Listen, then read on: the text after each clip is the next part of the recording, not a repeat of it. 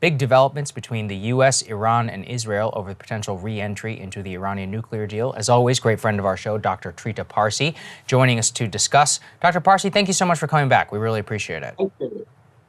So we've seen some new developments here, tensions between the United States and Israel. Let's put this up there on the screen in terms of squabbling over the Iranian nuclear deal and reentry. You said on our previous show, Rising, that the U.S. really did not have a long period of time in order to enter that deal. Biden has now almost been in office for nearly a year, and we still have seen lagging developments. What are the latest, and where do you think we are in terms of our ability to get back into the Iran nuclear deal?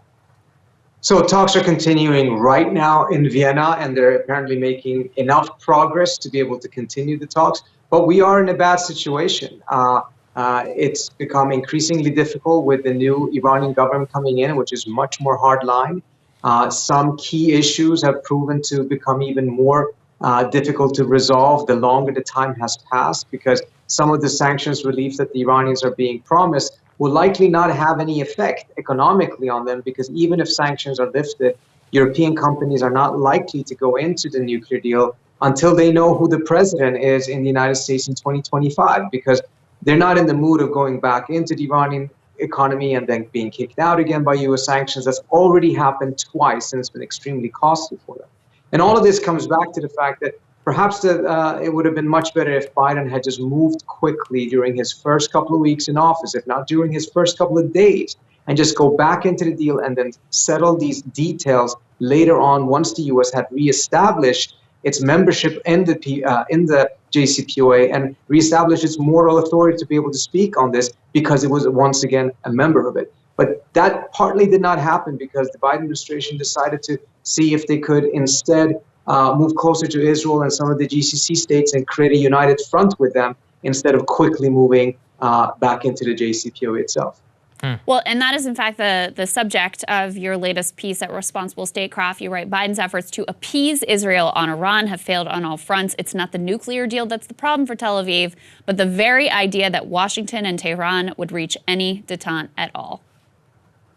Yes, because, I mean, this is what was so surprising with Biden's earlier strategy. The Biden team should have already learned that when it comes to this issue, thinking that there's a way of being able to square the circle in which the Israelis fear any agreement between the United States and Iran, partly because it will improve U.S.-Iran relations and the United States will shift its focus elsewhere and actually make it easier for the United States to leave the Middle East militarily, partly because they believe that they themselves will continue to have tensions with Iran, but now without the automatic support of the United States, that those issues are not easily overcome. And the United States essentially had to make up its own mind. Is it going to pursue its own interest in preventing a nuclear bomb in Iran, or is it going to be deferring to Israel and its desire to keep the United States in the Middle East militarily? And the fact that Biden chose to do this is surprising, because we've already gone down that path before during the Obama era, and we know exactly what the outcome would be. Put this in the context of the recent Israeli visit to the UAE. This is being heralded as a big, geopolitical realignment. What does this mean for the U.S.? I mean, is the U.S. actually in a better position with this new kind of tripartite alliance against Iran?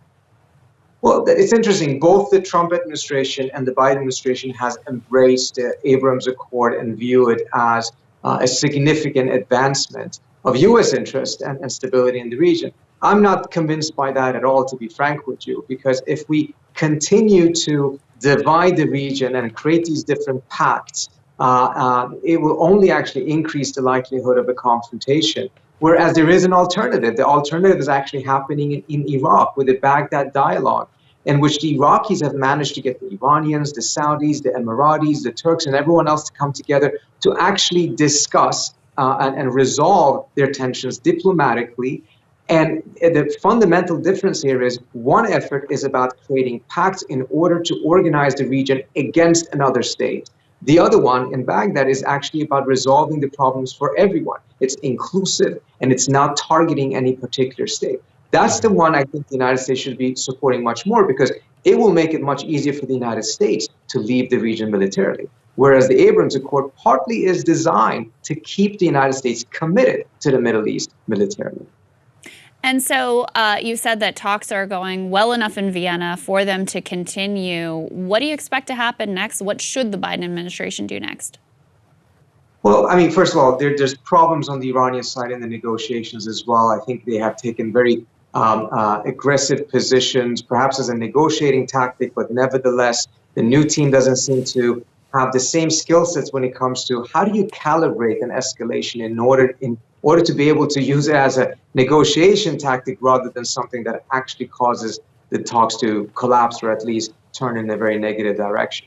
But on the U.S. front, there's also a problem. And the key thing is this. Because of internal divisions in the United States and the polarization that we have seen over the course of the last decade, this has actually undermined U.S. leverage in international negotiations because American promises do not carry the same weight as they used to before.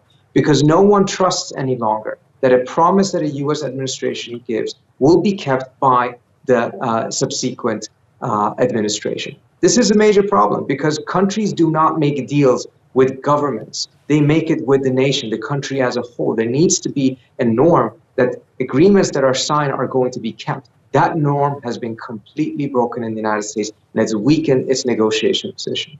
Yeah, well, we really appreciate you joining us, sir, for the update. I think it's very important for everybody to keep in mind in the security of the world, and we always appreciate your analysis, so thank you. Thank you so much for having me. Absolutely. Our pleasure. And thank you guys so much for watching. We'll have more for you later. Hey guys, thanks so much for watching. That's right. Just as a reminder, you can become a premium subscriber today. Watch the full show completely uncut, our reactions to each other's monologues. You get to listen to it. You get to ask us questions, all that good stuff. Link is right there in the description or at breakingpoints.com. Best of all, great way to say screw you to the mainstream media.